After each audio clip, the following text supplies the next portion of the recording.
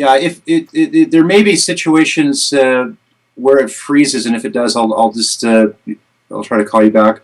Okay, that's fine. We can work with it. And I think I've got mine turned off, my recorder turned off, just to make sure it doesn't bomb things out. Okay.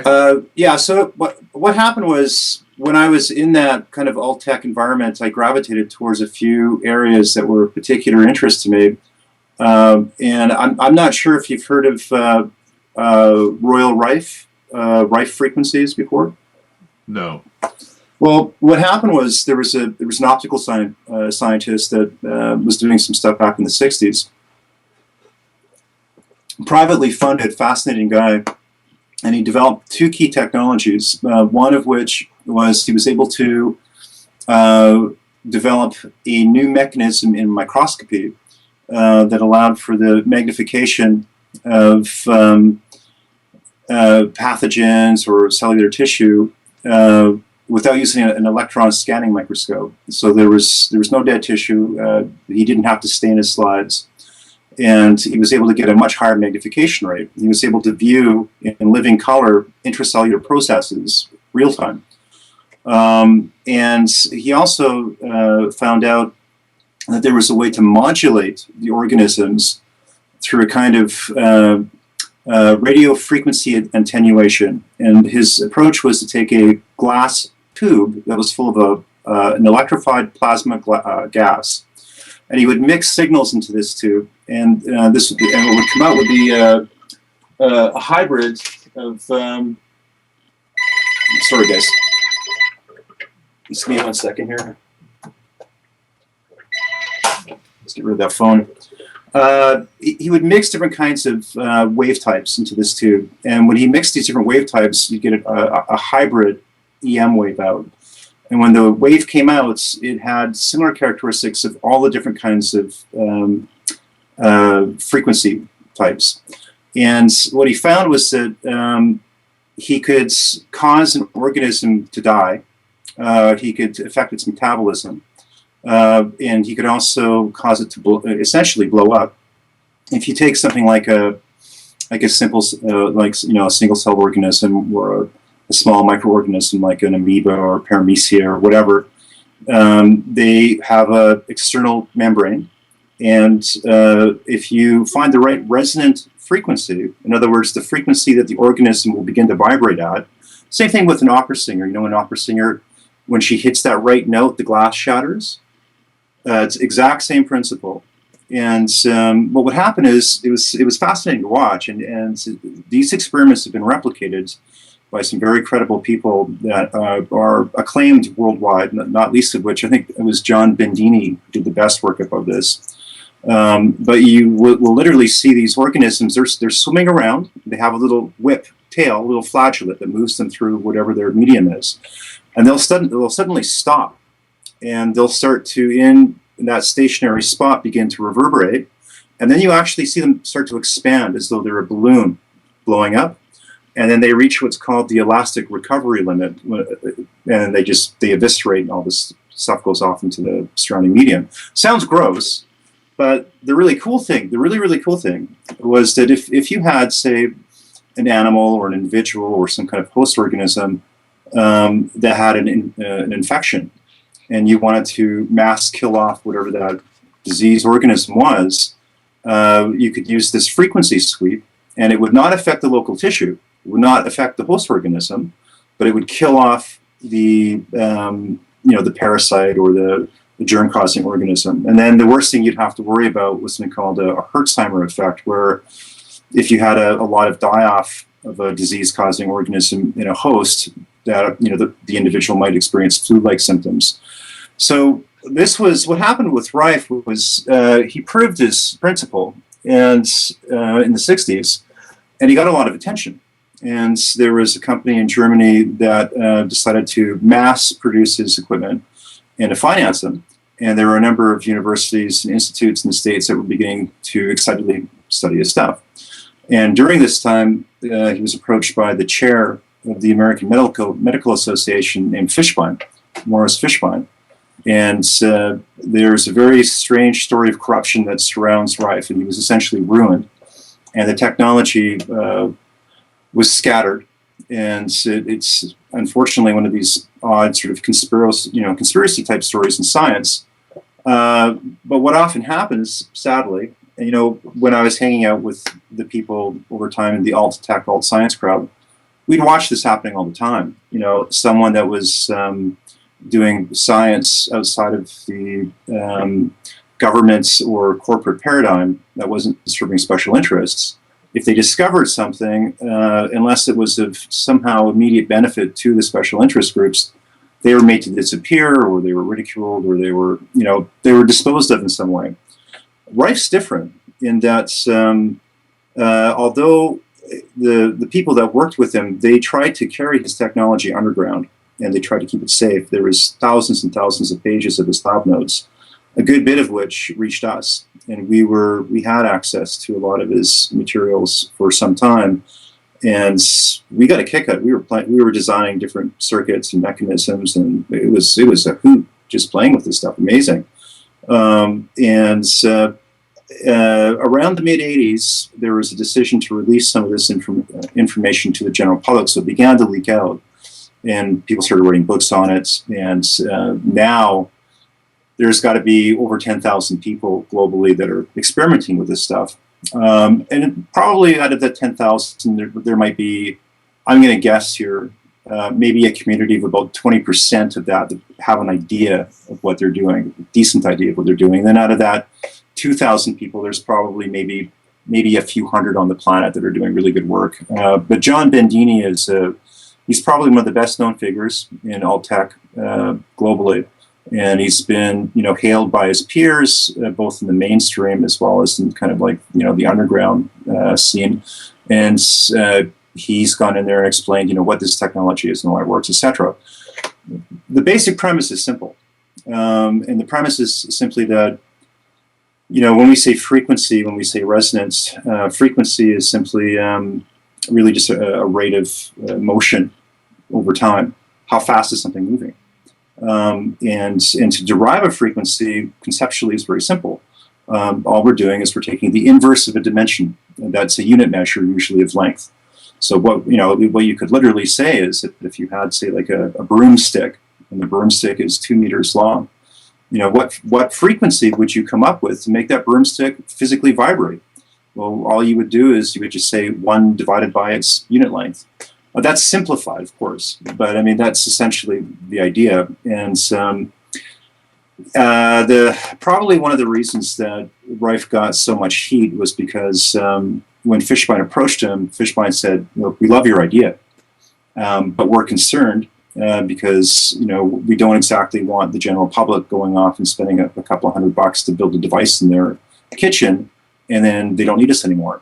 So he said, look, what we'll do is, we'll take your technology and we'll give you a small royalty for the rest of your life. And Rife was a very clever man in science, but he wasn't very well versed with other aspects of reality. And he had the kahunas to say, I don't think so. I don't think I'm going to just let you rip me off. And if you're going to somehow prevent me from benefiting and profiting from my discoveries, then I'll just give it away to the public for free. I'll just tell everyone about it. So they ruined him. And I think in our circle, he was one of the big heroes because we knew that his science was sound because we were experimenting with it. We were able to simply design stuff and watch it work and see the effects. What happened with me was I began, as the years passed, to become very well acquainted with some of the seniors that were in that community. And I spent time visiting with some of them in their homes and seeing their labs and that kind of thing. And continued my own experimentation. And I had a few realizations when I was in this activity through a series of events that happened, and I suppose some accidental discoveries. But one thing that occurred to me was that although the Rife community at large has an annotated list of frequencies for all kinds of different things. Like you can search online for something called the CAFL, CAFL. And what you'll find is a list of hundreds or thousands of frequency banks that are assigned to any given organism. So if you want to kill a spider in your backyard, you can find a frequency bank that, say, lists like 6 frequencies in hertz. And I'm just shooting numbers out there, but it'd be something like 318 hertz, 128 hertz, 2051 hertz. There might be 6 of these, and all you do is you just play each of these frequency banks over a period of time, and you use something called a sweep. So it goes ba ba ba ba ba ba, like that kind of thing. You play it at a certain amplitude, and that spider is a goner, just out. But although they had all these different frequencies listed, they were all focused on the physicality of the organism. In other words, and we know that this isn't woo-woo science. The mechanics and the understandings of this have made it to the mainstream, although they've tended to hijack it, they've diluted it, they've relabeled and packaged it, and they've made the most important discoveries inaccessible to the general public. And there's a reason for that. The reason is this. Rife, this is my own subjective opinion, Rife was not ruined, and he was not removed from the public arena because he simply threatens the medical industry. I believe that Rife was removed because had the general public continued to seriously look into the nature of frequency and our relationship to reality and how frequency fits in there, we would be we would probably end up finding cracks and crevices in the paradigms that govern us, and we might find a way out. And I mean that in a very concrete, tangible, physical sense. So all of the problems that mankind has, we would begin to discover, could be addressed in certain ways by changing things like the very nature of our physical vibration in relation to it. I know that sounds a little bit new agey, but I don't mean it that way at all. Let me give you an example. And you'll find all of this stuff on the webpage I put up. And if at some points, you might want to inform your audience that they can find all these citations. These are mainstream citations I'm providing, by the way. So one example is within the last 5 to 10 years. This is just one example of many. I believe it was Fox News or CNN came on. And I want to mention something here too. I'm sure you'll probably get a giggle out of this because I bet you run into this all the time. There's a big difference between someone that's doing journalism and news and someone who's a talking head with lots of makeup on. So when you have an actor or actress that comes on and presents corporate propaganda as being something that's really important for you, the general public, to understand, this isn't news. It's bullshit. And there's no difference between what Goebbels was doing in Germany and what they're doing. We know this is the case. We just saw, I'm sure you guys have heard about what's going on in Edward Snowden. Yeah. But when you have real journalists, people that actually care about what they're doing, and they're driven by a passion, to understand and to know and to stretch out and to inform, when you want your audience to be empowered, when you care about the world that's going on around you, you end up at times having to deal with the same kinds of challenges that the independent scientists wrestle with. And I've often found that some of my very best friends are people that are in the journalistic, venues because they get it. They know what's going on. And of course, Rife would never have been heard of. He wouldn't be known of at all globally if there hadn't been brave souls out there that were able and willing to take this information out. Fox News came out about 5 years ago, and they had some talking heads.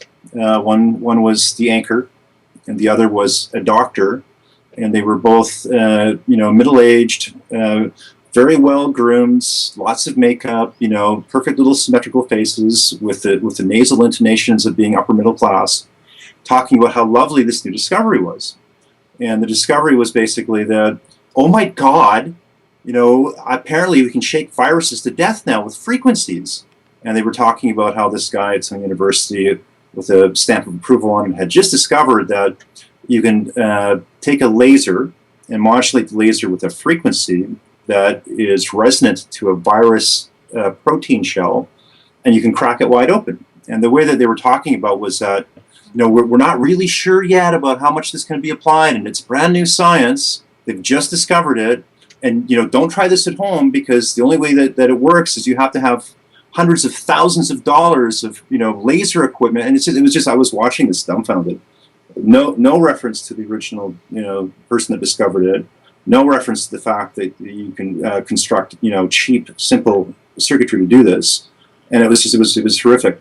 So on the page that I've provided, you'll find all kinds of, and Rife, interestingly, wasn't the only one to have made this discovery. People that came after him that were good, scientists made the same discovery. There was a Greek fellow named Papimi.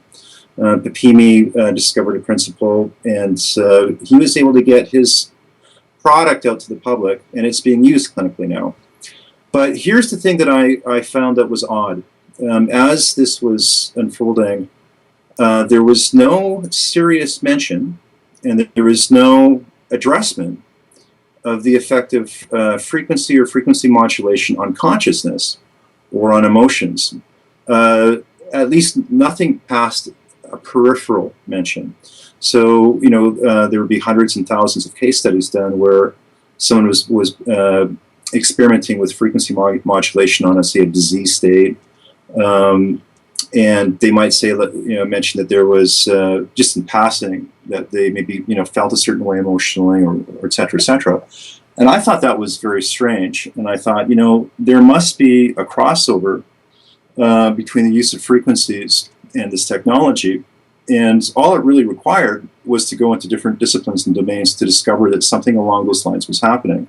So we know that in consciousness, in the studies of consciousness, if we take a look at, for instance, institutes like PAIR, this is Princeton's energetic anomalous research group. They did find this, and this is a mainstream institute, and of course this would encompass like the brain states. We've got like theta and delta and alpha and beta, so different kinds of modes of behavior, modes of thought, emotional expression, and different kinds of phenomena associated with all of it. This is important. And then Princeton was saying, Princeton came out with two areas that were really quite seminal and critical. One was the discovery of what they called retro PK. Retro PK being psychokinesis, which is happening after the fact. And really simple thing that's going on there is that they have a very large sequence of randomly generated numbers that is stored on a magnetic medium, and they just spew these numbers out from a random generator, and they store it, and they let it sit there for a couple of years. Then they take some individuals, they put them in a dark room, and they have these. I'm paraphrasing and I'm nutshelling this, I'm summarizing it, but they take these individuals, put them in a room, and they have these individuals try to imagine number sequences at a certain location. So they do this, and then they go back to the stored medium, and they try to look at the location and see if they can spot any of these integer sequences that correspond specifically to what they were imagining. And what they find is that the archived numbers have an far above average correspondence. So you're seeing phenomena happening backwards in time on this magnetic media storage from a future event. So what I started to do is I started to try to connect some of these dots, and I started to think, well, wouldn't it be interesting if we could modulate and change our internal mental and emotional states dramatically through frequency? And if that's the case, then what does that mean? And is it already happening in nature? Has it been happening? Is there a record of this? Probably about 15 years ago, I ran into a fellow who was to become one of my biggest mentors, and he also was one of my biggest challenges. And he was a professor at Stanford, and he had tenure there. I believe he was teaching. His area of specialty was astrophysics, and my area was computing science. And so I like to think I'm a spiritual person, but there's some things that I was very skeptical about. I was very proud of the fact that I was, maybe it was an ego thing, I don't know. I was into alt science, alt tech. I was a bit younger, I had a bit of an attitude. And there were some things I just wasn't willing to look at, and I was skeptical about. And I ran into this guy through an associate. He was in his mid-50s. I liked him. Nice guy, intelligent guy. And he was into astrology. And he was practicing something called heliocentric astrology. I thought, what are you doing? It's like, I have all this respect for you. You know, I'm proud that you're my friend. You know, and I really enjoy talking. I learn. I'm happy when I talk with you. What are you doing with astrology? Like, this is embarrassing. You're a scientist. You should know better. And he spent the next 4 years thoroughly beating me soundly with bamboo rods. And by the time it was over, I just I cried uncle. And it was a little bit of a shock, because I had always had a very dim view of astrology. And I wouldn't say that I was converted over entirely, because I still had my protests, and I still didn't agree with everything he said. But he demonstrated that there was a scientific connection, and I found out that there was a large body of scientific inquiry and investigation that was sound. You know, some wasn't. That showed a correlation between the mechanics of stellar bodies and stellar, radiation and human behavior. Some of which were obvious. Some of which were well documented. I think one of the ones that really pushed me over the edge, where I just couldn't deny it anymore, was there was a fellow named Nelson, who was an engineer, and he was brought in. It's on the citation page, but there was a large U.S. company that had communication networks going down every year. They didn't know why it was going offline. They asked this guy to come in and check it out, and he checked everything he could think of, and he couldn't find anything. And it was costing them money, because they're nationwide, their communications networks were just blacking out. And so he wondered if there could be something strange going on in the sky. And what he ended up finding out was that the fast-moving bodies, especially Mercury and even Mars, when they were at hard angles to the sun, there was some kind of a stellar radiation, wave shear coming in, impacting the magnetosphere, impacting the planet, and the pressure was so great, the physical, kinematics and radiation and pressure of that was sufficient to knock these communication trunks off. And so what he did is he devised shielding for this, and it stopped, and it was published. And what's interesting is that there isn't a whole lot of pieces in the public domain, information-wise, that stymie the critics of astrology. But the few that are there, they don't contest. They walk around them, because they say, we don't have an answer. We don't know why this is. We see the data. It's pretty apparent that, yes, something is going on. We admit to that. And yes, it does appear to be coming from these sources, but we don't want to really talk about it. And I've seen it. You go online and you go into like skeptic forums or mainstream conventional science forums, and you watch the conversation with them. They walk right around it. It's like, yes, we know, but we don't want to talk about it. And it's crazy. So it occurred to me, it's like, okay, well, wait a sec. If there's radiation coming in from space and it's sufficient to knock hard technology, physical hardware offline, what on earth is it doing to much more sensitive human beings? Because you think about it, right? I mean, it's like our bodies are way more sensitive than a chunk of metal and plastic. And so I just said to my mentor, I said, okay, you got me. I get it. And then I began to study that more rigorously. I had a couple of breakthroughs. I also came across some technologies that had already been developed that were in line with that were fascinating. There was a book that was put out, Secret Life of Plants, probably known by a number of your audience. And a fellow in there by the name of Lawrence devised his own instrumentation, to pick up very unusual signals from space using basically, what he was doing is he had a gelatinous cell with vegetable tissue, and that was his sensor. And he's not using, a radio telescope, or at least not a normal radio telescope, and he's not picking up, the standard background cosmic radiation. he's picking up radiations that correspond to the wavelength that this plant material can receive. And then he's decoding this.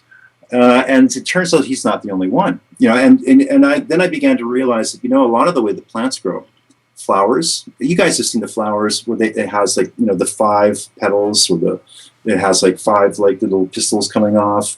And then when you take a look at a tree, trees have this strange kind of like conical sort of spiraling shape. And then I began to realize, well, plants are electromagnetic receivers. They're receiving electromagnetic signals from the sun, and the very structure of their organism is resonant to that. And then there was all kinds of other things I came across. Like there was a fellow that developed this thing called sonic bloom, and he found out that there was a very specific species of bird that when it hit a certain frequency, it caused the stomata cell on certain leaves to open up so that they could be fed much more nutrition, and they could be caused to grow at something like 400% their normal rate. So he could increase crop yield by 300 to 400%. And then he wanted to find out, well, why is this? And he looked at the stomata, the cell that opens and closes to receive nutrients on the plant, on the leaves. And what he found was this little tiny mechanism that was shaped like a violin, literally shaped like a violin. And every time that frequency came off the bird, that little chamber would vibrate. That little violin-shaped chamber would vibrate and would cause the stomata to open. Wow. So what I did is there was some experimentation. I was working on some math that was geared towards trying to be somewhat predictive, forecast-wise, for individual and group behavior. It was roughly based on Verhult's population formula, where we can watch the waxing and waning of different kinds of populations. And I was talking with a friend of mine years ago, who is a great guy. I've known him since I was in my early 20s, and he owns a chain of health food stores, and he's like a nutritionist. And we were sitting at his house one time. It was Christmas, and he invited me over, and we had a couple glasses of wine. We were eating, and he asked me how things were going, and I told him what I was doing. And at the time, I was just doing the forecasting models. And he said, Don, did you ever think about, instead of just trying to forecast behavior, did you ever think about trying to induce it? Did you ever think that maybe your math model might be able to cause reaction, or evoke responses? And I had kind of thought of it, but I hadn't put a lot of serious thought. It just wasn't my focus. So I started to think about what he said, and I went back to, I was living in Victoria at the time, and I had my own little lab set up. I had a bunch of plants wired up with electrodes on my kitchen, and it wasn't a total mess, but it was kind of like a mad scientist then, and I thought about what he was saying, and I thought, well, what if he's right? What if that's what I should be doing? And so I began to try to come up with a synthesis of all the different areas that I've been examining, like stellar radiation, what's the effect of the stars and the planets on us, what different wavelengths, trigger or elicit different kinds of behaviors, what part of the mind and what part of the internal physiological mechanism responds to these things. And I knew that there's another fellow who's a neuroanatomist. I think it was from Yale. His name was Harold Saxton Bird. Peer-reviewed in the public domain, and not what you would call on the fringe, although a lot of fringe scientists quote him. And one of the things he would do is he'd go off to little thickets in forests, and he would scrape the outer bark off, and he would take, I think it was silver nitride or silver chloride electrodes, and he would attach it to the inner cambium layer of the tree, and he would put a sensor on there.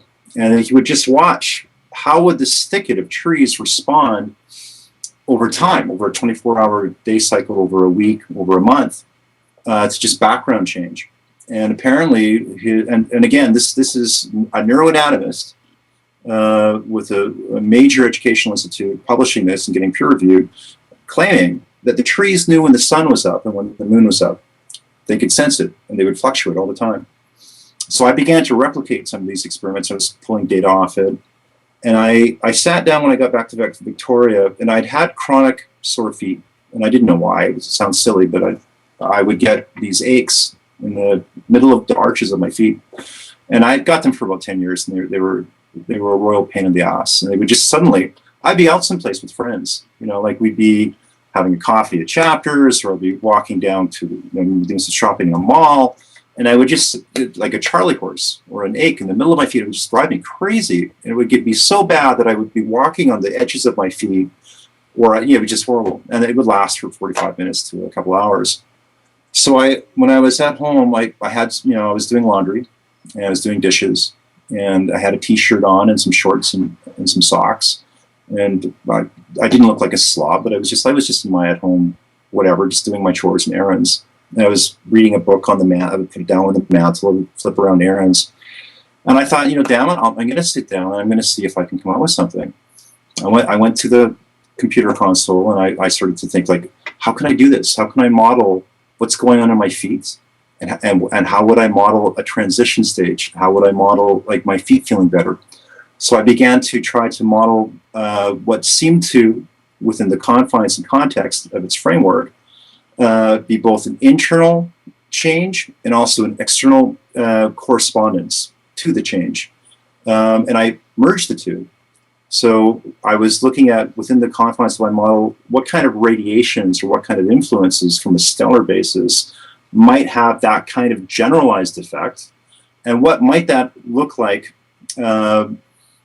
as, partially on a graphed form, but also, again, within the context of my model of state change of the pain leaving my feet.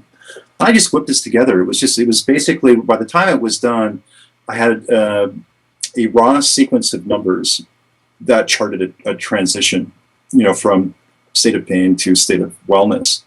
And then I whipped up a little quick, primitive, very, very primitive programming code to sonify the data. Just convert the data, the raw number sequence, just the number sequence itself, into sound. And I was laughing to myself, thinking nothing's going to happen. What am I doing? I'm wasting my time, right? But it's like, it didn't matter. I was just I had some time on my hands. I was doing some chores for the afternoon. Sorry, there's two phones in here. And so I ran this thing, and it sounded pretty rough, and it was like chirps and beeps and bops and burbles. A little bit annoying, but not horrible. It had a slightly melodious quality to it. And I just put it on, turned my speakers up, and I let it run in the background.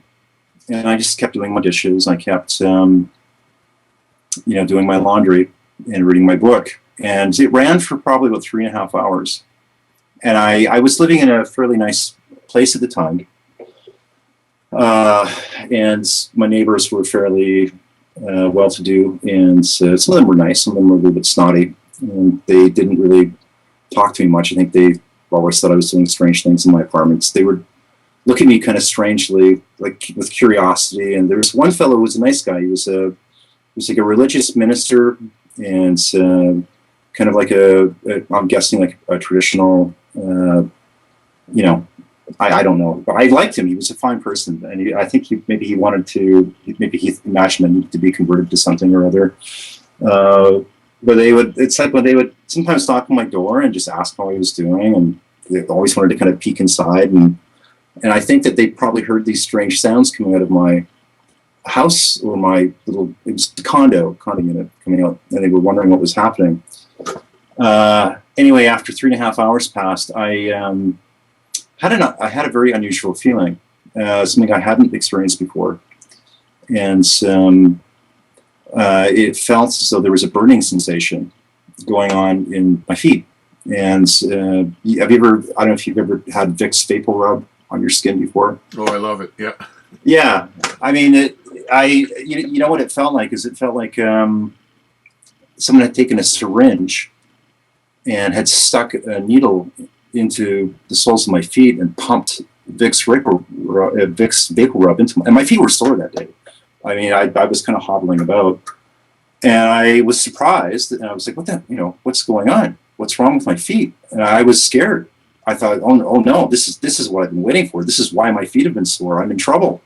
and that the weird sounds were still going on in the background. I'd kind of forgotten they were playing, and then it felt like, if you take like a tinfoil or something like this, and you crumple it up into a tight ball, and then you let it go, and it kind of unfolds. It was that sort of weird feeling, and it was like from the center of my feet, it was like this kind of like it was like and it was stretching through all my feet, and it felt good, but it also felt really weird, and I started to panic, and I thought, like, I've got to call a doctor. I've got to get to the clinic, and I was thinking, like, I think I might have got the phone book out. And then I was looking up, where I got to find out. I got to get to someplace. And then I stopped it and tell them. And then I heard the sounds in the background. It's like, oh no, it's the sounds. So I ran into the other room and I turned the speaker off. And I was like, oh my God, what have I done to myself? I thought I damaged myself. And I thought, what can I even tell the doctor? It's like, oh, listen, I was sitting at my computer and I was like cranking out these weird tones. Can you fix me? Am I okay? So anyway, after probably about 45 minutes to an hour, the sensation stopped, and my feet were no longer sore, and the condition went away. And any idea why the sounds would have targeted your feet specifically and not other parts of your body?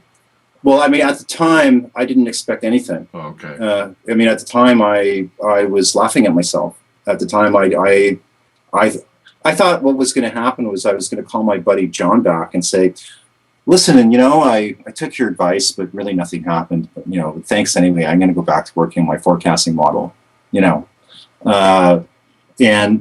the data that was rendered into a sonified version was data that was meant to cause transition in my feet. It was meant to be like, here is a representation of what a sore foot looks like data-wise, and then here's a representation of the foot not feeling sore, and then the transition data sequence in between. This was the idea that I just plugged into it, right? And it was very rough. It was very crude. And all I knew was that my feet were no longer sore, and I was a bit freaked out. And I didn't know if I was having some kind of strange psychological meltdown, or I just didn't know. So I decided, like, okay, I need to find out. And so I contacted about, I don't know, maybe like close to a dozen or just under a dozen different groups online. And I just told them straight up. I said, hey, this is who I am. This is what I've been doing. I'm a little bit freaked out. Looking for some volunteers. Would you mind stepping up and giving me a hand? So about 40 people responded and said, yeah, well, sure, lay it on us. Like, we'll try your stuff out. And I gave them a bunch of, free tracks, and they decided that they were going to experiment with them. Didn't hear anything back for about 3 or 4 days. And so I thought, well, maybe nothing's happened. I shouldn't even be, worrying about this. Then about the 4th or 5th day, I had about 5 or 6 people running back, and they were also really excited and freaked out. It's like, oh my God, what's in this? How is this doing this? So then I was just like, okay, like, I'm screwed now. I'm into it. So I began to take the rudimentary primitive model, and I began to try to, like, extend it.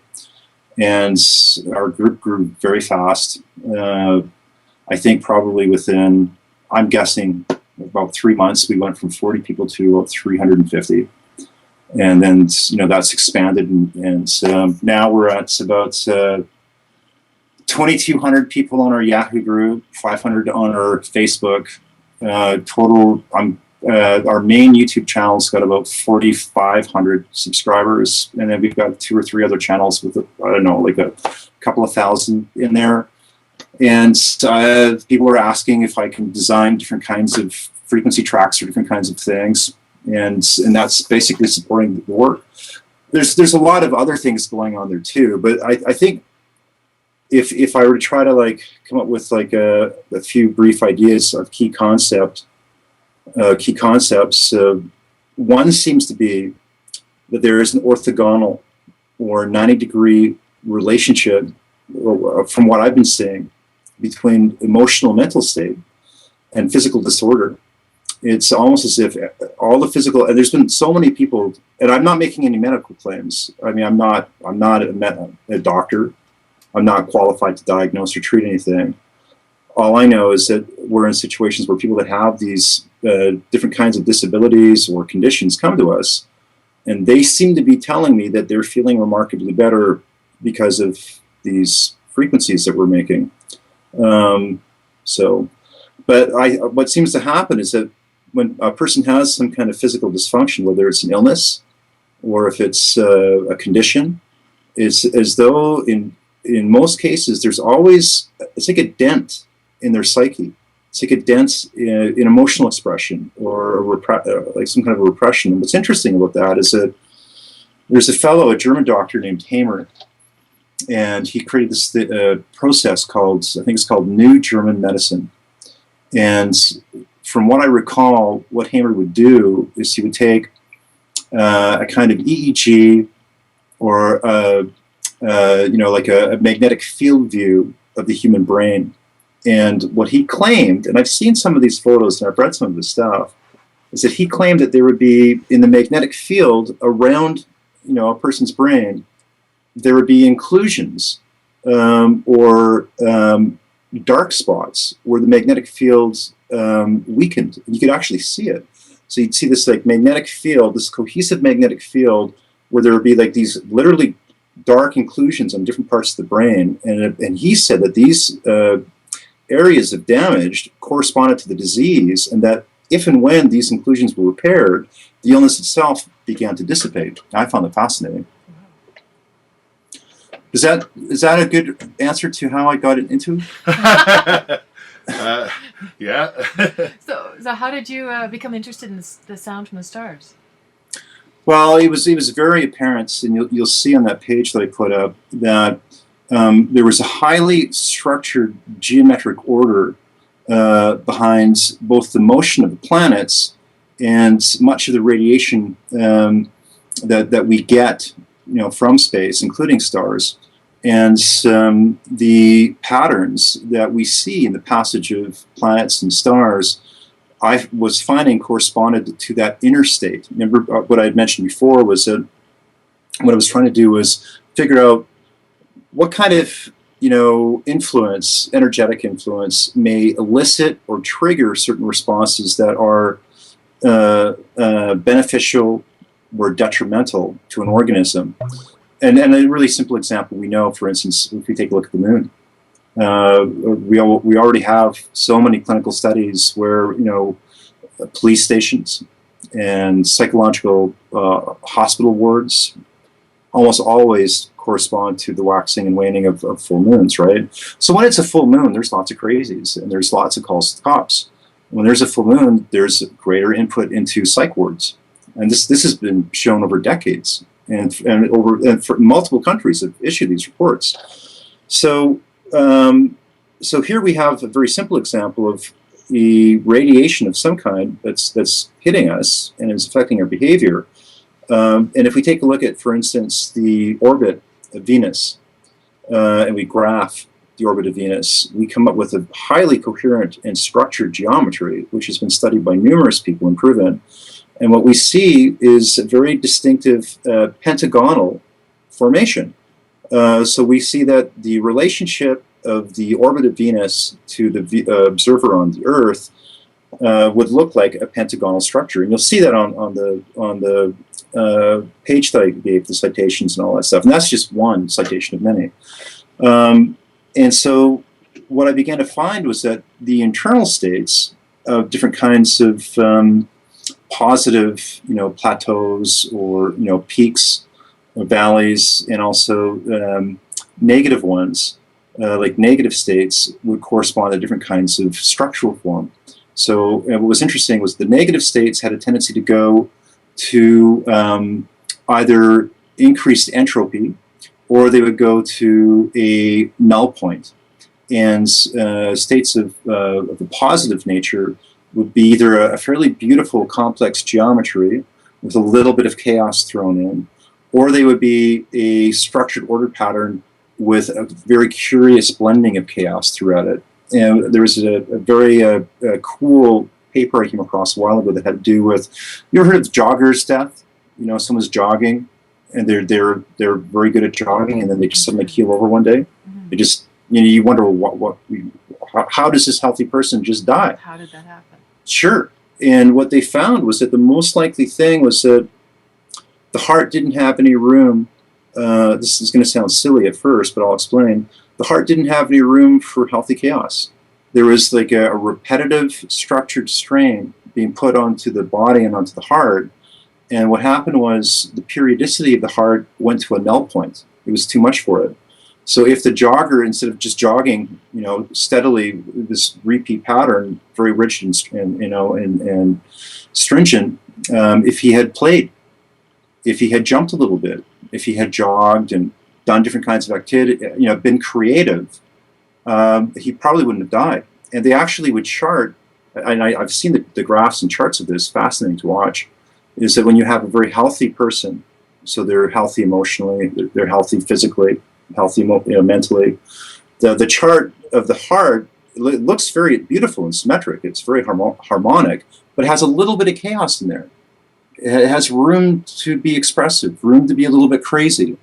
But the heart that's unhealthy becomes overly structured and rigid, and then it goes down to a still point, and then it just expires. And so these patterns of geometry, we see them in the sky. And we also have them in our body. And I know that this is the case because there's an instrument that I developed to refine my frequency process. And I could view the topology in real time of the patterning of some of these states. And I was like, oh my God. And sometimes they would look like cardioids. Like they would look like literally kind of like the math or a cycloid. And other times they would look like different kinds. It's very curious to watch it. It's like watching a platonic solid unwrapping itself, but dynamic and in motion. And I was like, this is the same thing that I'm seeing in the sky. And then when this data was sonified, the effects that would be elicited with people could be pretty profound. We had some really intense. We've had a number of intense reports from people. And we've had a few small labs do studies of things like the change of blood terrain. So we know that the frequencies are actually having a physical effect. Like we've seen blood in a state of rouleau, go from a very high rouleau state to an almost non-existent, and this is within 3 hours. So yeah. But why the stars? Why did you? Is it because I've heard each star is different, has a different sound? Well, here's one thing that was a little bit problematic for me when I was trying to synthesize and merge everything. With respect to my mentor, realizing that, say, from an astrological point of view, that there was probably some degree of value there, I didn't think, because astrology also has a lot of fiction in it. It has a lot of, folklore and sort of superstition. In my approach, I wanted to be very scientific, and I had wondered, well, look, what's the likelihood of being able to use astrology as a comprehensive lexicon when I'm working with actual stars in the sky? And I found that wasn't the case. I found that there was only a small percentage of matching going on there. So if I were to give you an answer from an astrological perspective, I don't think that would be entirely accurate. If I gave you an answer that was purely only astronomical, then some of the information would be missing. If you asked someone, say from Cambridge, that was an astronomer and was using a radio telescope about the effects on health of stars, they would look at you blankly, or they would give you a very generalized, for public consumption answer. And they may not believe much about that. But what I can say is this, from what I've seen so far, some stars do seem to elicit energetic properties that have a very distinctive effect on health, and I'm not the only one. It's interesting because as I go through this, when I reach and pass a milestone, I become aware after the fact that there are other people in mainstream institutions that are making the same conclusions, which is good because it means I don't feel like I'm going nuts or that I'm a complete crankpot. But again, on that citation page, I believe it should be on there, there's an article that talks about a group of scientists that are investigating the use of certain frequencies from stars to get rid of cancer. And if you go to here, let me just pull it up here really quick. On the page, it's under the science section, and it's either under the science or the evidence section. Let me just pull this up here. Yeah, cancer killed by starlights, and there's a link on our page, and it's a fellow named Anil Pradham, who's an astronomer at the Ohio State University, was describing research at an international symposium on molecular spectroscopy. And they're investigating the effects of starlight on cancer. So it is reaching the mainstream. It's just they're slow, and I think that the only reason that I probably had maybe the jump on them was because of accidental discoveries that I made. And I'm not doing science by permission of government funding or corporate patronage. I'm not bounded by that. They are. So, yeah, but that information is on the site. You can read it. How would they how would they go about focusing the energy from a star in order to fight something like cancer? Do you need some kind of an intermediary machine, or do you just put people out on a at the top of a mountain somewhere and let the stars do their work? Well, I'd like to think that the latter was possible, but I don't think that's their approach. It would be lovely if we could sit on the mountaintop and be bathed in starlight. Maybe there is some kind of an effect on that on someone, but no. I think that their approach is probably taking a look at what are the characteristics of the specific wavelengths that star is emitting, and the whole idea of the music of the spheres is an old one. I mean, it goes back to Grecian times, back to Pythagoras, and there are people that are experimenting with different aspects of this. One example, for instance, would be we can model the sounds that stars make by converting their physical characteristics and properties into sound, and that would include things like what's their radius, what's their diameter, what is their magnetic field strength, what is the gravitation that they're putting out, what are the characteristics of their orbits. So all of these can be converted into sound, and it's very possible that some of these characteristics can certainly have an effect on an organism. I mean, one would think that if any of this rings true, that would be the case. But then there's other aspects and other characteristics. For instance, what is the quality of the lights, or what is the what would the effect of the spectral emission of the star be? And a person could come back and say, well, that's kind of a difficult question to answer, because wouldn't it be true that if you could capture the entire range of spectral emission from a star, that some of these emissions could be harmful, some of these would be probably neutral, and some of these wouldn't have, or might be beneficial? I mean, certainly if you had a high enough amplitude of a certain kind of emission from a star, it might kill somebody. Stars put out a lot of different kinds of radiation. But I think what's happening in this particular fellow from Ohio, in the article, from what I understand, is they're probably looking at certain characteristics of some of the wavelengths that the star is putting out. And that's really pretty straightforward, because all you're really saying is that, look, is there an object that we know of that's putting out any kind of radiation that might be harmful to cancer cells? And stars put out X-rays. We use X-rays to look inside our tissue. And so, is there any kind of wavelength that might correspond to apoptosis? Will cell death increase if we up certain kinds of radiation? We know this. We already know this is the case. Like if we use certain kinds of radiation to kill cancer already, then wouldn't it make sense that there might be some stars that might have some of these properties that will do it? So, but the full details of that article you can read about, and this is put out by, what is this? This is Discovery. This is the news, discovery.com. This is in the space section. So this is a mainstream news article, and the link is Discovery magazine you're talking about. This is discovery.com news, and I think, I don't know for sure, but I think they are related to Discovery Magazine. Okay. But the full link is on the page. I can read this off. It's not that long of an article. It might be newsworthy. Would you like me to? I can read this. Okay. Paraphrase it at least anyway. Sure.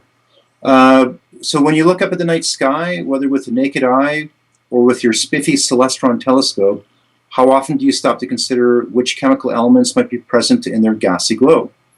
Astronomers use several different methods to study how different chemicals emit and absorb radiation inside stars.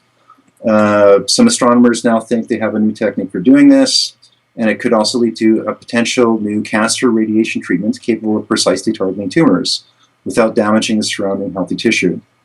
And then it goes on. Nahar and his collaborators were interested in determining the various chemical abundance inside stars based on how electromagnetic radiation flows through and emits from those stars. This produces a spectrum of different wavelengths of light. Different wavelengths will be absorbed or not, depending on which chemicals are present. That determines a given element's signature. He conducted computer simulations to calculate how individual atoms react to every wavelength of energy. No small feats, logged many hours at the Ohio Supercomputer Center to perform the analysis, but the effort was worth it. He found that some of the prior measurements of chemical abundances inside stars might be off by as much as 50%. And the article goes on, and it basically says that it looks like some of these combinations would be beneficial in getting rid of cancer.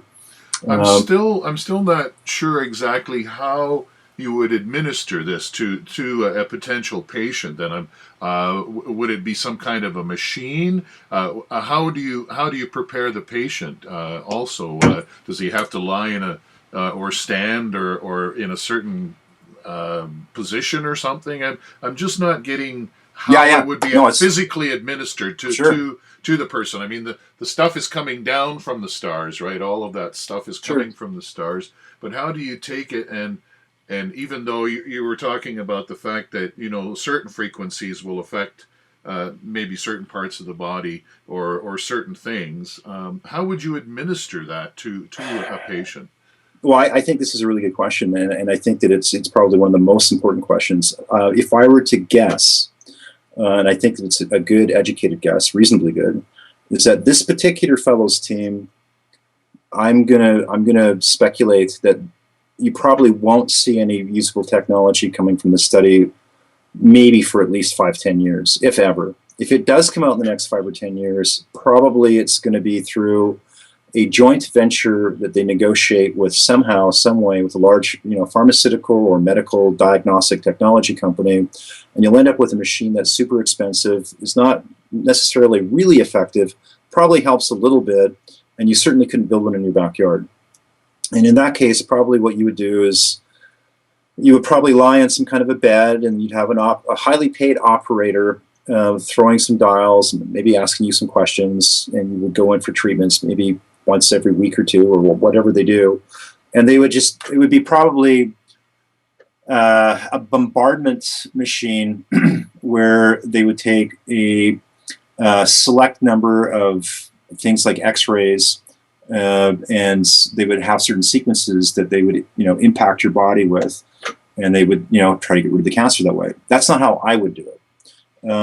I think that that's cumbersome, and I don't really see that being terribly economical, and I don't think that's the best route as a solution for the average person. The way I would do it is I would try to figure out what are the active agents in the frequency itself. So that would come down to analyzing the signal. What is the actual information coding in the signal? And then what's the best way to get it into the body at the lowest possible cost? And I think the lowest possible cost would be through a magnetic field carrier. You would embed the information onto a magnetic field, or you would use something possibly like sound, and you could use something like a low-cost piezoelectric transducer, basically a small wafer, and the wafer would have a vibrating membrane on it, and you would position that different ways in the body. I think probably a a composite approach would be helpful. I think that if we were to take a look at things like TCM, traditional Chinese medicine, meridian points, if we had an understanding of what the condition or disease state was like, and we were to position these transducers on the appropriate meridian points and lines, then we could modulate the organism directly. And I think that you could probably come up with, I think you could come up with a hardware delivery mechanism that could be done for under $1,000. Maybe so this would sort of mirror what acupuncturists try to do. I think so. Yeah. Oh, so what you're saying, let me see if I get this right here. Maybe 10, 20 years down the road, 50, whatever. Maybe specific sounds would be for a specific area in the body? I think that technology, I think the actual technology is here now, and I think that it's actually been available to the public in various forms for decades, but there hasn't been a very good. It's what's strange, and this has been a big part of my challenge is trying to find out who's doing what research in which disciplines that integrate well. There is not a lot of cross-disciplinary communication going on. You just don't see it. You'll run across the average individual who's a bit of a brighter bunny than their average associate, and they're playing with different modalities. But they have to be careful too, because they get in trouble. I mean, I knew a fellow in Edmonton who was an amazing allopath. He was a practicing medical doctor, and he had a huge client base, and everybody loved him. Everyone that I would go in to chat with this guy, and he was using all kinds of modalities from different disciplines, and he got into trouble from the local medical board because he was curing patients that the other doctors couldn't. So there were doctors in Edmonton that were losing their fibromyalgia and chronic fatigue patients to this guy, and it pissed them off, and they threatened him. They said, you can't come into our medical practice and keep taking all of our patients. We're losing business. And they told him explicitly, you're going to stop using those other, you have to only practice as a doctor. And if you don't, we'll go to the medical board and we'll have your license revoked. So he fought them for about 5 years, and they took his license away. Oh. Yeah, so I mean, I think, with what I'm doing, I don't make any claims. Who am I to make claims? All I'm doing is I'm experimenting. And if somebody feels better because of something I've created, that's their fault. It's not my fault that you feel better.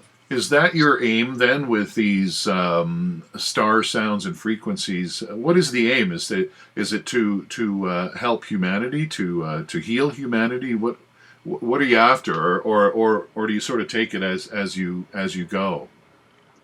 Well, I mean, when I first had my first experience, I was in a bit of shock. I was surprised, and because it was like something out of a weird kind of fantasy science fiction novel that was suddenly happening to me, and I didn't have any way to refute it. And when I began to realize that something was going on that really shouldn't have been going on, I had never heard of that before. I certainly can't turn the radio on and listen to a Beatles song and then suddenly feel like my feet feel better. So, but when I began to see like hundreds and thousands of people writing into me, we had this one little old lady in the States, and she was in her mid-60s, and she was scared. And she had spent over $20,000 on hospital bills. And this sounds gross, but she couldn't poo. She couldn't evacuate her bowels. And she was told that she may not have long to live, and there wasn't much they could do for her. And so she wrote to me, and she said, and she told me, just straight up, I'm scared. I don't know what to do. I spent all my money on doctors, and they've told me that I basically should go home and die. Is there anything that you can do to help me? So I wrote her back, and I said, I don't know. I don't know if I can help you. But I said, I'm willing to try. And so I tried, and I said, look, here's what I think you could do, but I can't make you any promises because I don't know. And this was early on when I was first doing this. I heard back within about a week from her, and she was happy and she was excited. And it was almost like I could imagine her with tears in her eyes. And she was basically describing her poop, like how much she'd been able to evacuate. And so I sat back in my chair and I was like, oh my God, So I think that, sure, obviously, I mean, if you take a look at the state the world's in right now with things like Fukushima and the Gulf oil spill and all the rest of the craziness, bees dying off in mass and weird stuff in the sky overhead, odd clouds, bad weather. If I could make a difference, yeah, that'd be great. I'd like that. But I think the most important thing is, if there's one thing I can do with my work, if there's just one thing, then it's been all worthwhile. And it's that if people can imagine and think and hope that they can challenge whatever their current paradigm is that they're living in, and that there might be a better one somehow, even if it means looking to the stars, even if it means thinking outside the box, then I've done my job. And I don't care if I'm remembered. I don't care if I don't ever make enough money to feed myself. I mean, it'd be nice, obviously, to be able to feed myself. But if there's been some kind of significant change in the human species because of some small pebble that I threw in the pond, I've lived my life. I've done the best that I could. And I think that there's something I'd really like to recommend to your audience. And this really illustrates everything we've been talking about. And there's a fellow named Sky Shields. It's SKYSHIELDS. I don't know him. I think I sent him an email once saying, like, I really appreciate you, and he sent one back saying thanks. He did a video you can find on YouTube. It's called The Physics of Creativity. And he just talks for like 45 minutes. And he talks about how we are governed by gestalts. We are governed by fabricated paradigms. And he said that the trick to liberation and self-empowerment and actualization is to get out of that. It's to figure out how to come up with a paradigm that does serve and leads to greater vitality. So if my work leads to greater vitality, that's my aim. I'm just curious, what did you do exactly to help this woman, the 60-year-old woman who couldn't poop? Well, she told me what her situation was, and I sat down, and this is like 6 years ago. I think what I had done, this is going to sound silly, and this is the best thing I can remember, but I take a look at two things, right? I take a look at what my educated guess is of how I think certain kinds of stellar radiation will affect an organism. And then I take a look at what is the internal archetypal metaphor that corresponds to the reception of that energy. Because here's the thing, this is the thing that's really cool. For anyone that studied Carl Jung's work, Carl Jung would talk about different archetypes. And so, in the realm of metaphor, in the realm of archetypes, we have these icons, or these ideations: hero, villain, mother, father, daughter, son, these ideas in our minds and our emotions, boyfriend, girlfriend, husband, wife, whatever it is, right? And so what's interesting is that in the mathematics of consciousness, what I found, and I've had to develop variations of mathematics for myself and for the model that I'm working on, I kind of have my own shorthand or notation, if you will, that works for what I'm doing, where I'm attempting to blend elements from astronomy and astrology elementally in the description of a state. So if I say, for instance, that a kind of stellar radiation coming from an external source may have a certain type or flavor of impact on biology, then what's happening inside the biological organism on an interpretive level? So here I am, an organism, and I'm receiving this signal of information. How is this information being viewed or processed or understood or felt by me as the signal's coming in? And so this is where I take a look at certain elements or descriptors that I take from astrology, where, here's an archetype. We'll say it's like the father, or time, or Saturn. So in an astrological point of view, where I've pulled out all the fiction, I pulled out all of the ridiculous folklore, I'm only looking at what the skeletal remains are of a very base description for Saturn is, and what I understand of the stellar radiation impact of it, according to my model, it's involved with evacuation. Saturn supposedly is involved with, pushing out toxins. So I think what I had done for her is I had just basically, and this is when my model was crude. I mean, the current model that I use now is way more sophisticated. Like back then, I'm going to guess it was, if I was going to rate it as a 10, it was like a 2 out of 10. And now I think my model's at about an 8 out of 10. It's really gotten a lot better. But I think what I was doing was I put instructions into the sound frequency to the woman saying, basically, let go, get it out of your system. Here's an energy, a Saturnian, Saturn-based energy that your body will understand, and it will just excrete. And she told me that she had a very happy, satisfactory, fill in the blanks, use your imagination. So, yeah. I guess as long as you didn't induce diarrhea, taking it to the extreme. Yeah. Yeah, I would feel bad about that. It would be like overdone. So would you say that the stars or planets, but specifically the stars, would you say the stars have a power or an energy that we should be perhaps looking at a little more? Oh, yeah, absolutely. I mean, there's no question. And what's interesting, I was going to mention to you guys, not only do we have enough scientific evidence from the mainstream now that clearly points this out, and that they are coming out with and saying, one only has to look.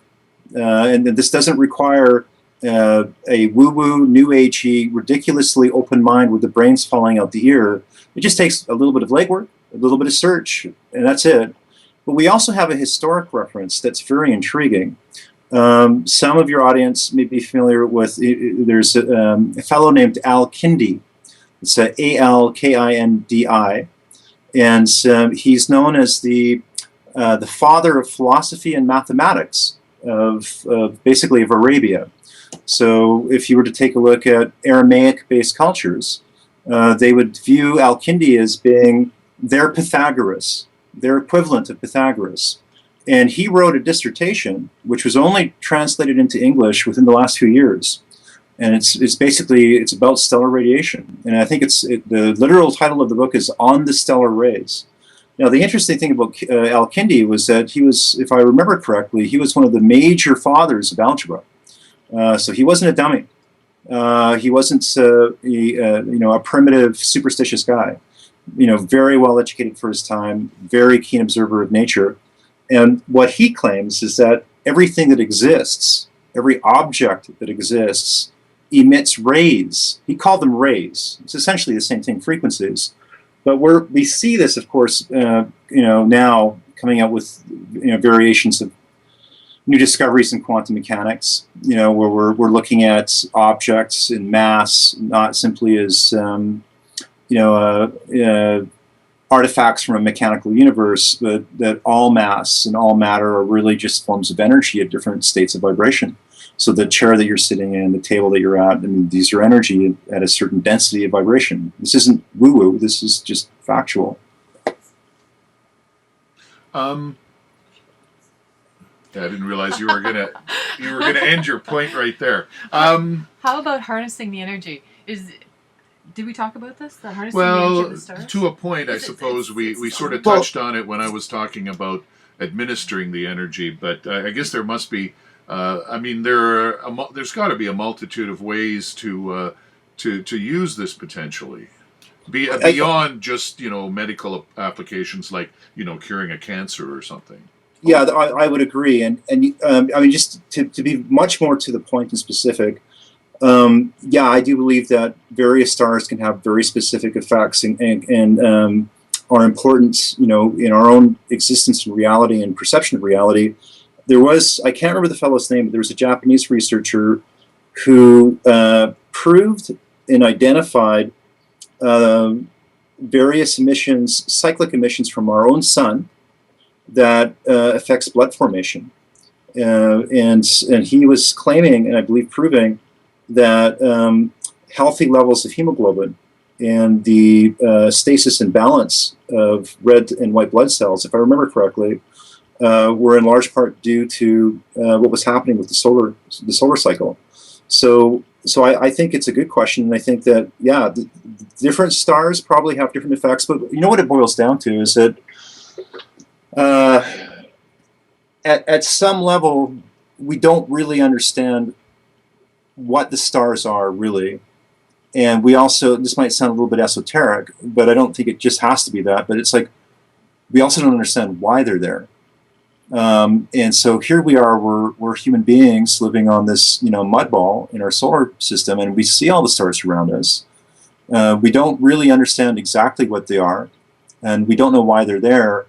And I'm not saying that I think this or don't think this, I'm just kind of tossing it out there. We don't even know whether they're alive or not. We don't know for sure if they're just objects. We don't know really what causes them to exist for as long as they do. We don't even really know for sure what powers them. And there's a lot of debates, even in the mainstream. Like, I mean, if you were to ask an astrophysicist what powers stars, they would come back with a very, direct and explicit description. But they don't know that for sure. What they're looking at is they're looking at, the effects that stars give off, and they're making assumptions about internals.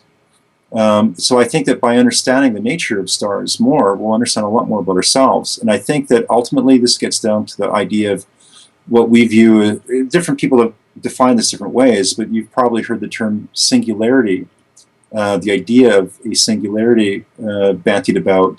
Some people have different views on what that is, but I think that if we're going to just look at the notion of existence, the notion of consciousness, I'll say this. I definitely think that there is a very important connection between what we perceive as our own consciousness, the sense of self and awareness, and stars. I think that probably one of the most important connections that we could ever fathom will be found there. There is a link between our consciousness and the existence of stars, I'm sure of it. So do you believe the stars affect our moods? According to astrology? Well, you know what? I think that certainly if, and there's different kinds of astrology. There's Chinese and Tibetan and Western, and then there's ancient forms of it. All of these people thought so. But we don't have to rely just on that. We already know from a purely mechanical physics basis that the behavior of stars can and does affect our moods. And a very simple example of that, although this isn't well known publicly, is that when you have a massive star blow up and it sends an enormous amount of radiation through space, when that impacts us, our mood does get changed. And I think it was sometime, and I might be off by a year or two here, but it was within the last 10 years that I believe it was an enormous magnetar exploded. And that radiation was so huge, and it reached us. And if I remember correctly, and I'm glad to be corrected on this, but I'm pretty sure I remember this accurately, we had a massive global stock fluctuation that corresponded within a day of the impact of that magnetar explosion hitting our atmosphere. So we don't have to look at what we view as more primitive peoples to think whether or not do the stars affect our moods. We already know they do. The question is just what amplitude of radiation and what variation of radiation. And this radiation that's coming in from the stars, when we describe any kind of frequency, what we're doing really is we're talking about an angle or phase of light, an intensity of light, an intensity of electromagnetic radiation. You can put a person in a room, and if you change the amplitude, phase angle, intensity of any kind of energy in that room, you'll affect their mood. Whether it's the lights on the ceiling, whether it's the heat coming out of the vents, you can affect someone's mood through tiny fluctuations in magnetic fields. There was a fellow named, what is his name? I think it was Clark, a famous researcher. You'll find it on my website. He created this tiny little device. This is something that we need to slip in. I don't know where we're at time-wise, but you need to get this into your version, because it's quite important. Guy goes into a bunch of major universities, and he's going through the libraries. And for about a 5-year period, in a bunch of the different volumes, the biology texts, there would be chapter or sections about the effect of magnetic fields on organisms. So they actually would have charts and pages and tables saying that this range of hertz in the magnetic, of magnetic field emissions have this effect on biology. It's very precise, very descriptive. So organism becomes agitated, organism feels calm, organism begins to poo, organism defecates, organism becomes hungry, or check this out. You'll find this is one of the only examples left now in the public. If you take a glass of vial and you fill it full of a nutritive medium, and you put certain kinds of bacteria in the tube, you can cause the bacteria to go from one side of the tube to the other if you switch the magnetic field polarity. So if you switch the magnetic field, it'll all go towards the magnet. You switch it and it goes away from it, right? So what this guy found was that every single university he went into, someone had taken a razor blade and they had cut all of the pages of this stuff out. And shortly after this information became classified, and you can't even find it on the net anymore. It's now illegal to dispense certain kinds of information about small magnetic field variants on biology. Can't talk about it, can't specify it, you can't find it. And what this guy did, and again you'll find this on the website, he made this tiny little device, and it was driven by a 9-volt battery, had a weak magnetic field, and it had only a small range, so very small variance in magnetic field change. Went into a cafe, put it on the table, and it was busy. He tweaked it a little tiny bit, and he had a radius field effect of about 30 feet. Tiny charge change, tiny. He said that when he changed it, everybody in the room went bananas. Babies started to cry and scream. People began to argue. There was tension. And then he would turn it down again, and everybody got calm. The baby stopped screaming. And every single time he tweaked it. Every single time. So, this could be dangerous in the wrong hands. Absolutely, yeah. My goodness. Yeah. It could have military applications, beyond medical applications. Or it Well, could be great. Yeah. Couldn't you, well, I guess you could control, mass control. Ooh. Control your spouse. Oh. Well, I think this is not an area that I've been focusing on, and I can't claim to have specific knowledge of those topics. I simply came across those areas very superficially as a kind of a general point of interest and a very general confirmation of some of the mild aspects of the work that I was doing. But to answer your question, NASA just released within the last year or two what they called X portals, and these are regions in our far atmosphere of an arc that happens where the sun. Have you ever taken a stone and you skip it across a pond? And what they found was that some of the radiation from the sun tunnels through space, and you'll actually see what looks like an X arc region on our far atmosphere, where essentially it's like a teleportation. It's like a literal portal. There's energy that's skipping through what you would call, I suppose, the space-time continuum, and it reaches us in very curious ways. And this is NASA releasing this information. Now, if this kind of phenomenon exists, you can bet that we're probably not just getting information from the sun through those mechanisms. And keep in mind that stars have enormous magnetic fields, and that some of the different kinds of energy field types can have very long propagation channels. In other words, certain kinds of wavelengths can travel great distances.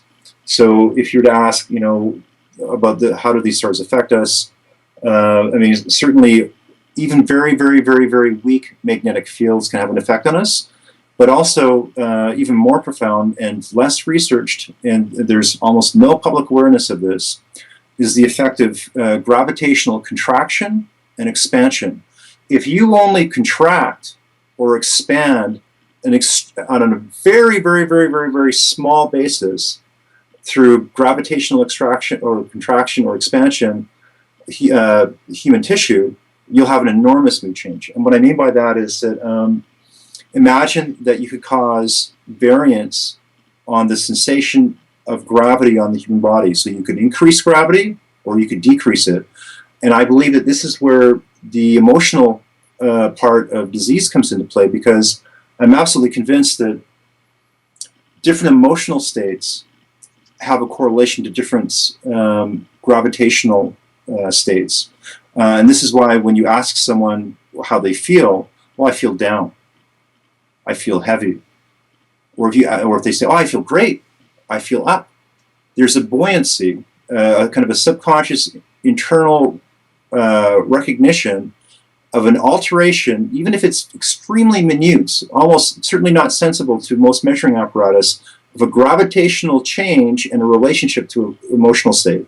Some emotions are more or less bound to gravity, and others are much more, like if you're depressed. There's a reason that we, like our whole body it's like we're being weighed down when we're not. And this is one of the things that happens when people listen to these frequencies. If it's successful, it's like they're getting their buoyancy back.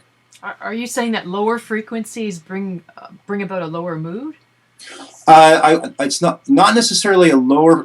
Let me. Or maybe a chaotic, maybe more chaotic sound. Yes, what it will get to ultimately is also to things like periodicity. So imagine this: if you take a look at, for instance, like a musical scale, if we take a look at different kinds of ratios or intervals through an octave, we know that, for instance, a perfect fifth usually has a certain kind of an effect, both on plants as well as animals. Whereas a tritone, or 1.41, if we represent it as a decimal, they call it the devil's chord, usually has a dissonant effect. So then this is the axis, this is the middle of the octave. So when you hear the tritone, you're like, but major third or perfect fourth, a minor third, these are all, and so what I would say is that different emotional states would be associated to these proportions. And I would also say that a sense of wellness or gravity will be also associated likewise. But when we say low frequency, we can say low frequency might mean high amplitude, because a low frequency usually has a higher amplitude than a high frequency, which would tend to have a lower amplitude. But some low frequencies can be beneficial. But what you'll see in nature is that usually lower frequencies impart a sense of dread or paralysis. This is why, for instance, certain predatory cats, like tigers actually emit very low frequency sound that you can't even hear. Like they'll roar, but there's a part of their frequency that is beyond human hearing that actually has a physical effect, and it will cause paralysis in whatever they're. Yeah. If you were to simulate that frequency, which you couldn't hear, if you were to play it, you would invoke paralysis in whoever was within that radius. Interesting. It is interesting. I'm a musician on the side a bit, and I always sort of said it as a joke, but I've often thought that it would be nice to create an album of music that would physically make people puke or throw up or feel ill, like above and beyond just the pure enjoyment of listening to the music. And from what you're saying, something like that would indeed be possible. Yeah, and people, and it's there's a I don't know if you can still find it, but there was a website I came across a few years ago. I think it was called Dovesong, DOVESONG.com. And I think he's removed a bunch of his materials, but he claimed that in his early days he was working with a famous composer, and that composer was intentionally investigating certain chords that would have exactly that effect. And he didn't know it at the time because he was some kind of an understudy who was getting paid to help this guy organize his notes and stuff and put all these papers together. And it just came to him one day. He's like, I'm going through all your stuff here, and I have this really weird feeling. It's like you're writing music to make people feel bad. And the guy looked surprised. It's like, and he says, yeah, but don't tell anyone. It's like, and he was actually doing that. He was purposely, yeah, you're right. And certainly those things have been. I don't want to put focus on it. That's not my area of interest, but these have been weaponized. I mean, we know that certain kinds of intervals and chordal arrangements have been used for things like, riot dispersal mechanisms. Like there's machinery where you'll have like a parabolic dish that will emit certain kinds of tones that will, they'll make people evacuate in their pants or puke. Yeah, for sure. We've got a lot of material. I just wanted to ask one more question just about our perception of this. In today's, and you mentioned a primitive world as opposed to today's world. Today's world is very, it's a busy world we live in, lots of distractions and whatnot, whereas, you go back 50,000 years, life was a lot simpler. And I'm wondering, under a simpler sort of circumstance, or do you have to simplify yourself to be able to be receptive to what the stars are giving us? And should we be receptive, or do we rely on people like yourselves, experts who decipher this for us, and then we take it from there, kind of thing? I think that's a really good question. And that's probably the best. That's probably the most important focus of the entire conversation, really. But my honest answer to that would be I don't think the solution is to be found in either place. I think you're gonna find part of the solution from considering both those angles. But I think what's necessary is for any individual that's not stuck in psychopathy and wants to have a healthier, better life. I think that probably one of the most important things is for them to come to a place of understanding and to be able to implement a kind of internal gimbal, a kind of internal gyroscope. And let me explain what I mean by that. There's two people I'd like to turn your audience onto, because I think that they would find a lot of benefit from this.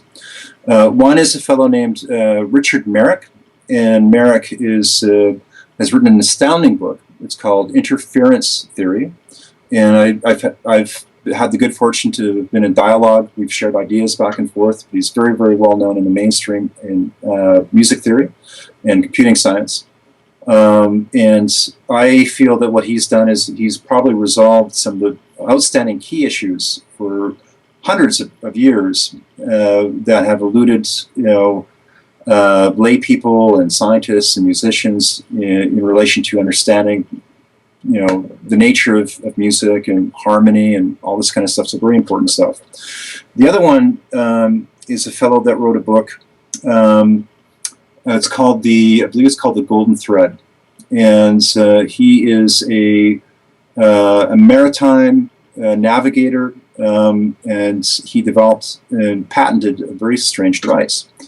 And there's a history behind this device, and the general public is not aware of it, but there's a mystery hidden in this thing, and it's very important in relation to your question. And he feels that this device was used in the construction of things like the pyramids, and it was probably used by the Phoenicians in navigation, and it was likely used by even the Druids. And the device is simple. Imagine a staff. It's about 6 feet long, and on the end of the staff have you ever seen these in those old cemeteries? It looks like a Celtic cross. It looks like a cross and it has a circle overlaid it. Right. Right. Yeah. So what he says is that when you look at these old tombstones in Great Britain, these crosses were not simply Christian crosses.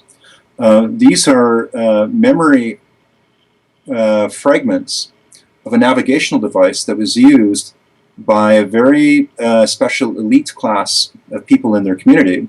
And what it was that on the end of the stick, you had these cross beams with a metal dial that would move, would actually rotate. And so here's the ground you're standing on. You put the pole on the ground, and whenever you tilt the pole, this wheel, which is demarcated with 360 degrees, it rotates. And the cross beams are for eyesights. So what that means is you put the stick on the ground, and however you lean, you can look at the stars, and you can figure out with this simple device, anywhere you are on the planet, to an accuracy that rivals GPS. So what that means is when you master this very simple instrument, you can travel anywhere that you want to by land or sea and never get lost. And so apparently what happened was, what this fellow claims was that this understanding was kept from the general public. And not only was it kept from the general public, but it was made to be kind of mystified as this iconic druidic staff. This is my magic staff. Yes, it does strange things and moves, but only we get to know what it is. And apparently he claims that the few people that still had knowledge of it were hunted down and exterminated. I believe it was, it may have been during times like the Spanish Inquisition. They were trying to find different groups that had this knowledge. They just wanted them wiped out. So, but here's the thing. Think about how this works. You have this stick with this moving mechanism that lets you figure out your position on this planet in relation to stars in the sky. This is only a simple mechanism. But imagine what the importance would be for you if you had something like this as an internal working in your mind and in your heart as a system of principle that you could apply to anything in your life. You wouldn't get lost, you could find your way, and you might make it to someplace safe. So in this complex world that we live in, this information is all lacking. No one has taught this. No one is even aware of this. But if the average individual were to combine this understanding with what you see in Richard Merrick's work, this would open new vistas. This would open up, this would be a door out of the current paradigm. Interesting, interesting. Okay, I guess we've been talking for a while here now, and there's a bunch of material that we'll have to go through. But I did want to ask: is there anything beyond the conversation we've had that you would like to say? Something that we haven't touched on that you think is important? Well, I think that.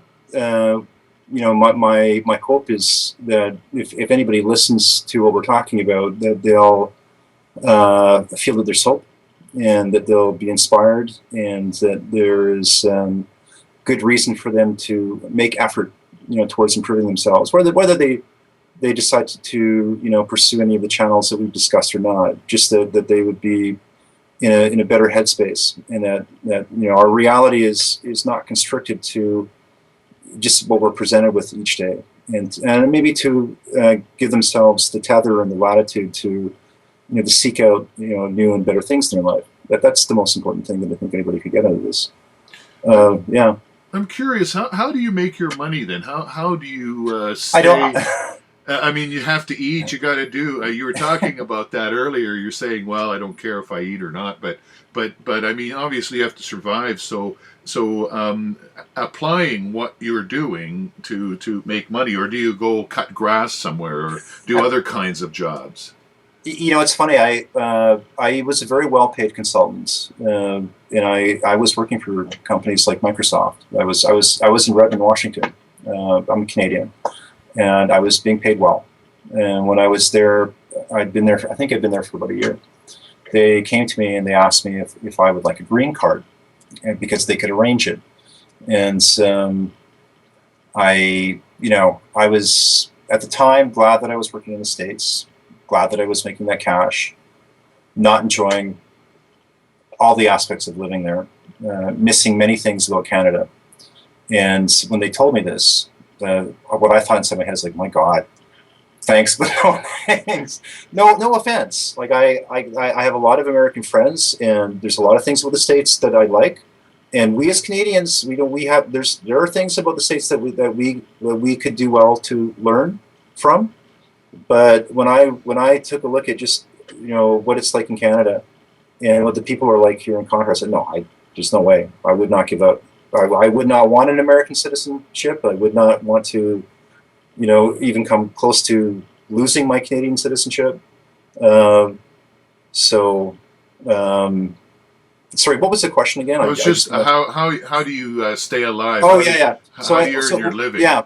So what happened was I got to the point where I was in this corporate world, and it wasn't just Microsoft. I worked for all kinds of big companies. I worked for government departments doing computer stuff, and I finally got to a point in my life where it was like, I only have one life, and what am I going to do with it?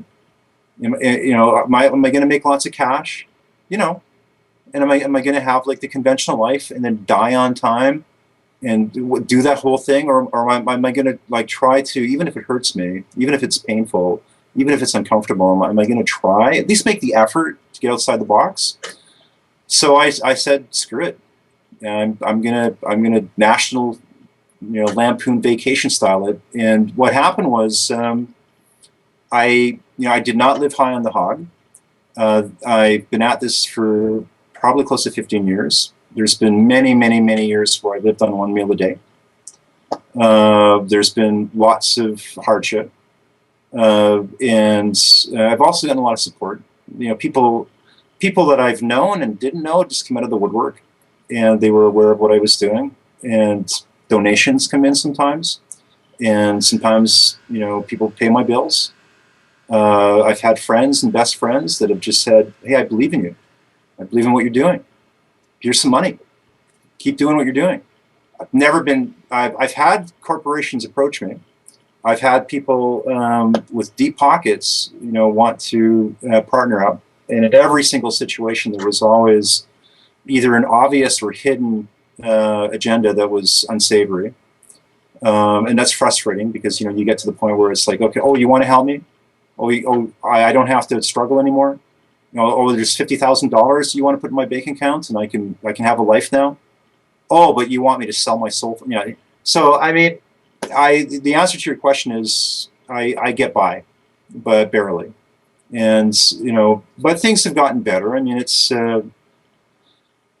nowhere near as hard now as it was in the past. And that's probably because there's enough people have been witness to, what the work is doing for them. And, if somebody, it's funny, we have a number of people that are well-known figures on the, global stage, like celebrities and, people that are, CEOs, they use this stuff. And we had a soap opera star from South Africa. She loves the stuff, but she won't talk about it publicly because she's afraid she'll be ridiculed by her social circle. And other times other celebrities come out. David Sarita, he's an associate of Dan Aykroyd's. He makes all kinds of documentaries. There's a chat that we did and it's on my YouTube channel, and he loves the work, and he stated so publicly. So it's getting better, and there's interest from different, groups. My competition has been noticing me a lot more. It's funny because some of the corporate big companies that do different kinds of like brainwave subliminal type stuff, generally they just pretended I didn't exist. They haven't been anymore, and that's changing. But I mean, for me, I'm hoping that the day will come where I'll be able to live a much more comfortable lifestyle. But it's a struggle still.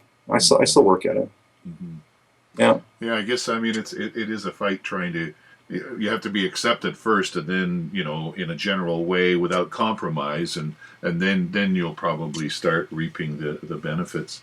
Okay, now you wanted to do something at the end with Dawn about this, what was it, like a 2-minute introduction or something? Did you talk about this with David? I'm sorry. Yeah, I think he mentioned I'm sorry. Did you want to do a quick little chat? Is David there?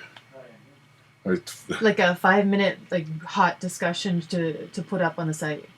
Yeah. Like you can build up into it, and I guess David was talking about putting a 5-minute sort of. Or you know what? I'm thinking that we've got so much material right now, we might have to sort of peruse it first, and then maybe get back to you and just do like in a nutshell kind of.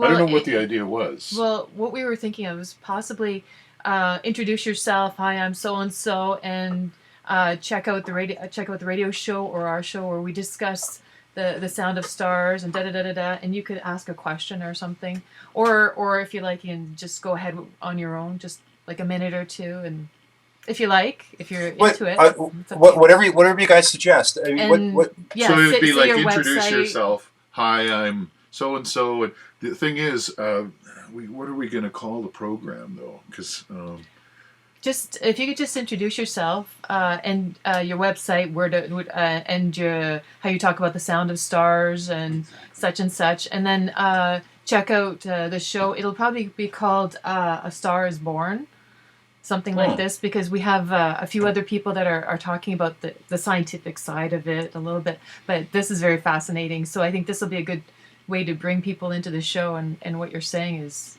very interesting. If you're into it, and if you would like, you can guide them through it.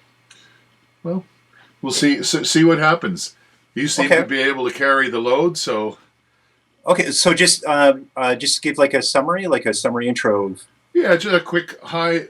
Okay, let's say this way. Hi, I'm so and so. My interest is this, and just a 2 or 3 sentences about what exactly, if you could summarize it in a nutshell. What is it that you do, and then if you want to know more, check out this program. Sound. What was it called again? What are we calling it? Nina's in charge of all of the. I just ask questions. Nina's in charge of the titling and all of that kind of stuff. Do you go by packaging? Do you usually go by the Doc STARZ? Is that your title? Yeah, you know what happened was it was something that the membership decided was cute. It's catchy. It's quick. It's fun. Yeah, it's okay. It sounds a little bit schmaltzy, but they like it, so it's I got used to it. It's okay. Okay. You could say your real name, and then otherwise known as Doc STARZ. And sure. Okay. Go ahead. So go ahead. All right. My name is Donald Adams. I'm known as Doc STARZ by people that use my work. I'd like to welcome you to this show. We're going to be taking a look at how the sound of stars can affect your overall state of well-being, your emotional and physical wellness. I think you'll find this a very fascinating program to watch. What is that? That's great. Try it again and put your website in there, where you can be found. Okay. And I would say rather than watch, listen to, because it's primarily going to be an audio program. But we might get you up on screen too. Okay. So more or less what you did, that was great. Okay.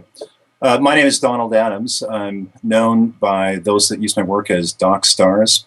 I'd like to welcome you to listen to this show on how the sound of stars can affect your overall well-being. I think you'll be in for a really interesting time. And where can I find you? Website. That's okay. Okay, hold on. So these are great outtakes, by the way. My name is Donald Adams. I'm known as Doc STARZ by those that use my work. My website is www.soundofstars.org. I'd like to welcome you to the show. I think you'll enjoy listening about how the sound of stars can affect your overall state of well-being. Excellent. Yeah, that's a good one. Okay. Hey, I've got a favor to ask of you guys, if it's okay. Our community online, it's kind of like a big family. It's very close, and people want to, they always want to know what's happening with me. So they're looking forward to the whole CBC show. But I wanted to ask you, my recording application, I had to turn it off because I think it was freezing it. If you guys were able to capture this, would it be okay to ask if you could put the raw footage of the video on some download site, and then I'll download it, and then I'll upload it to my YouTube channel. Sure. But I won't release it until after your show comes out, just so that I can say to them, like, okay, guys, here's no problem. Absolutely, no problem at all. Okay. David said he can send it all over to you. Thanks, guys. Yeah, it was a pleasure. I honestly appreciate the whole venue. I get cautioned sometimes because my area does go into the alternate science path, and so a bunch of people that follow my work, that they worry about how it's going to get treated journalistically. But my sense is that you both have a lot of integrity and that your heart's in the right place. So that's good. Well, it's nice to hear. That's what we're trying to do. Thank you. It's been a pleasure. Yeah. Very interesting. Very interesting. looking at alternative science, I mean, maybe today some of the ideas are not accepted, but what the hell do we know today? 100 years from now, we'll know a hell of a lot more, and a lot of these theories and whatnot that maybe some people are skeptical about. You know, I mean, you know, there was a time when we thought the world was flat. You know, so. Thanks. I appreciate that, guys. Thanks. Okay, thank you so much. Very, very interesting discussion. Thank you, sir. Okay. Take All care. right. Well, I look forward to seeing the show. All right. Okay. Thanks again. Thanks. Take care. Take care. Take care. Okay, so how long is this going to take to render Guys, now? you might as well go have a friggin' 5 hours? I have a 4 o'clock appointment, so I got to